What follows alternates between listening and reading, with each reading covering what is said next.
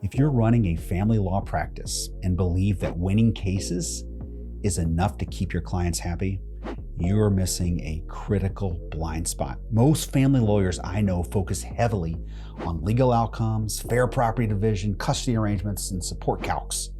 Now, I'm telling you this from my own line of thinking, my own experience, my own jaded way to look at things, my own incorrect way of looking at things. But there's a lawyer mind-bending truth that clients care far more about something else entirely. And if we get this wrong, we'll keep losing referrals and getting fewer 5-star reviews than we deserve. So in this video, I'll show you exactly what family clients are willing to pay premium rates for and how to build systems that deliver on it consistently. Well, hello, my name is Jeff Hughes and I'm the CEO of Sterling Lawyers. We are a 25 attorney family law firm doing over 15 million in revenue. And my purpose is to share what's working, what's not working, with hopes that you can take that, you can recontextualize it, and have the firm of your dreams. In today's show, I'm going to be discussing what divorce clients intensely want, but can't tell you, and what we did to understand and solve this and build a scalable law firm. All right, so what do divorce clients really want in their deepest left ventricle of their heart, but they can't tell you? Well, if you ask a lawyer, the lawyer is going to give you an answer that looks like this, and I'm telling you from experience because I gave the same answer. Hey, what does your client want? They just hired you for a divorce. What is it that they want you to do for them while they go through this case? Well, most lawyers are going to answer it this way. My client wants to be divorced. They want a good property division. They want to be able to keep the house. They want to be able to have placement of their children and see them on a regular basis. They want a fair order on the issues of support and maintenance. Those are all logically sound, factually correct, academically sound answers. The lawyer's answer is not wrong. However, if we fix our mentality on this, then the answer's wrong. So let me get to that in a second. So second, let's ask the client. What do you think the client would say? Hey, Miss Client, you're getting a divorce. What is it that you really want from your lawyer? And this is where it gets tricky, because clients, they know what they want, but they just can't tell you. And I'm basing that on hundreds and hundreds of consults that I have done. In our firm, we have a process that we follow for our consults. And halfway through the consult, we have what's called the big question. The big question is this: client, when all of this is over and the outcome has been successful, what does that look like to you? And every client answered it a number of different ways, but all really kind of falling in the same themes. They want to be able to move on with their life. They want to have a standard of living that they could afford to take their kids places and go on vacations and do things and maybe advance their career, maybe go back to school, maybe keep the house, maybe whatever, all of that sort of stuff. You know, of all the times, the hundreds of times that I ask clients that question, or that I listen to consults from other attorneys asking that question, never once did I hear what the client really wanted. And that's this: they want it over with. They want to be out of divorce court. They want it over with. That is an intense desire that they want. And they are willing to pay for speed to get their case over. Now, they may be able to describe all that and explain all that, but they want to be out of the court system. They want to move on with their life. They want to be able to move through their case and not be overly anxious through the whole process. They want to be heard.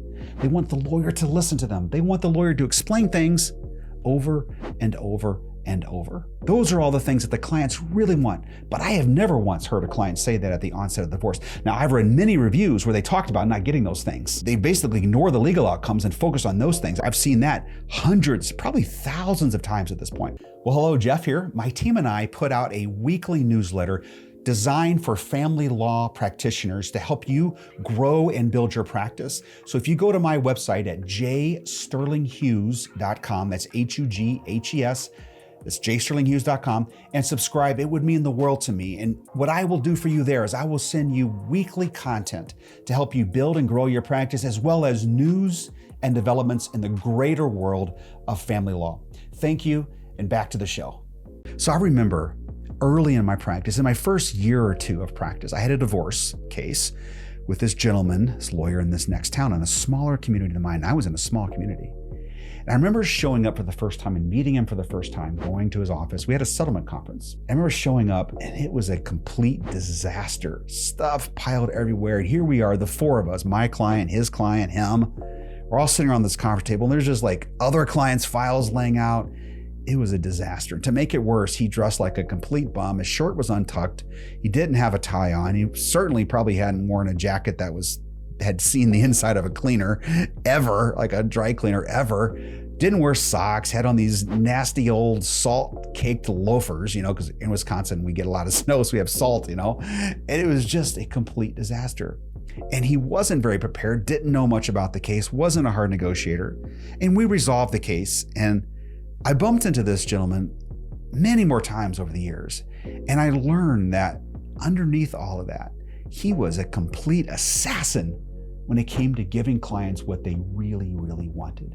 And as a result of that, he had endless referrals. I don't think he ever spent a dime on advertising. He charged premium rates. It was an incredible story of a guy who really figured out what it was that clients really wanted above all else. He found a way to dial in to their most intense financial cravings, and he gave them that by the shovelful. His lawyering, was it good?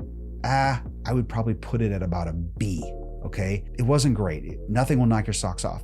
But man, he loved on his clients and they loved on him and gave him referral after referral after referral. I can imagine the referrals were like, okay, if you're gonna go see this guy, you gotta ignore all the stuff you see and just focus on him because he's gonna be a great attorney for you. I can imagine that's what happened whenever people referred to him. So after seeing people like this gentleman in our own cases, and thousands of them and dozens of attorneys that have come through our firm, I have seen exceptional lawyering and I've seen exceptional emotional need meeting. And in every one of those cases, emotional need meeting, that attorney who does that, who meets the emotional needs of the client, always wins. They're undefeated whenever they go head to head. That's far better than great lawyering, great result, because the reality is that the range, this is true, we like it or not, right? The range in outcome between attorneys from a legal measurable standpoint is not significant. Now, certainly there are outliers, right? There's some cases that are crazy high, but if you average them all together by lawyer, you're gonna find that they're really not significantly great. But when it comes to those emotional touch points with clients, they are significantly great. And that results in a significant disparity in earnings between lawyers. So at our firm, we wanted to capture this. And it's tough to do that whenever you're building a large family law team. Now, if you're a sole practitioner or maybe one attorney, it's much easier to get good at meeting the emotional needs of clients and building system and processes for one person to do, because it's just one person to manage it. It's much easier to do. But if you want to scale that and do a good job of meeting clients' needs, then you've got to make it really, really simple and something that can be portable and executable. So for us, we focused on two things, and we focus aggressively on these two things, and pretty much these two things only, because we don't want to overcomplicate the firm, okay? And so we have to make things simple in order to make them scalable. And for us, we focused on number one, getting the case over. We want to be fast at moving the case through, because the longer the case goes, the more aggravated the clients become. So moving cases through. Now, I know that's not conducive a lot of times with the hourlies, but that's what we do. We're fixed fee, so we can do that really well. And we've measured this quite a few times against other attorneys and other firms. We know we beat them by 20, 30% in terms of speed to resolution. That has a really virtuous downstream effect of increasing our referral rate. Okay, that's the first thing we've focused on.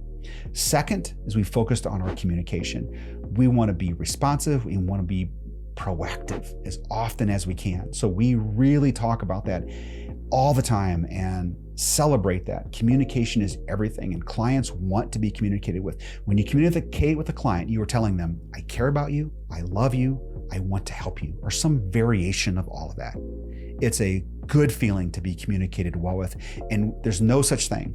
It's not a thing to over-communicate in family law. It just doesn't exist. Now, we have tried different processes that we have found become really unmanageable as we have scaled out the firm, okay? So a couple of those is we had a process once where call your client every Friday, every client every Friday, just to say hi, just to leave a message. That sounds great. I'm sure it can be done. We have not figured out how to do that consistently across all of our attorneys in our firm. Now, some of them do that, or a variation of that. Maybe they pick a different day of the week, but they have a regular touch point every week. That's the point, having a regular touch point. Now, you could dress it up however you want, but having a regular touch point with a client in some way that's meaningful on a weekly basis speaks volumes to them. We've also done some training and work around having clear and patient explanations to clients of what's happening behind the scenes. We're behind the scenes every day. We see this every day. It gets really monotonous to explain the same thing over and over and over and over again. But we have to remember, this is the client's first impression. They need our patience. They need us to sit quietly and explain things over and over again while they ask the same questions, need the same affirmation, need the same encouragement. They need that, and we have to be able to deliver that to them. That's part of that emotional need meeting. And then finally, of course, probably the easiest thing to do is responsive communication. When a client reaches out, goodness gracious, we have to get back to them lickety split. We don't have to maybe answer their question or spend time with them. We can say, hey, I got your message, I got your text, I got your phone call, whatever. I'm gonna get back to you as soon as I can. I'm in court for the next 2 days. Can you talk to my paralegal until then, or schedule something? I know a couple of our attorneys have links on their signature boxes of their emails that you can schedule 15 minutes right away with them. That works great. All of those things, or any variation of those systems, really helps. And I've seen them used to great effect to tackle this issue of communication. Okay, now that I've talked about what clients really want, you might be thinking, well, how do you make sure everyone in your firm gets this experience as it grows? So we have a video for that. I'm gonna point you to the video right here, Solving Real Client Problems to Stand Out. So this is a video that my partner and I did, where we did focus groups, mainly him, did focus groups back in our early days to help us understand how to build a process to serve clients in family law. I'm sure there's something that can help you as you build out your firm. I wish you all the best.